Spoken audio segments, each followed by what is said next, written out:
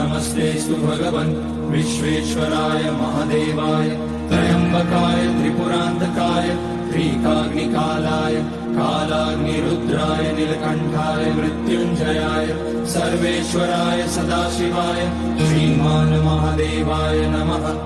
ॐ नमः शम्भवाय च मयोभवाय च नमः शङ्कराय च मयस्कराय च नमः शिवाय च शिवतराय च। ॐ त्र्यम्बकं यजामहे सुगन्धिं पुष्टिवर्धनम् उर्वारुकमिव बन्धनान् मृत्योर्मुक्ष्यमामृतात्। नागेन्द्रहाराय त्रिलोचनाय भस्माङ्गराय महेश्वराय नित्याय शुद्धाय दिगम्बराय तस्मै नकाराय नमः शिवाय। मन्दाकिनी सलिलचन्दन चर्चिताय नन्दीश्वर प्रणतनाथ महेश्वराय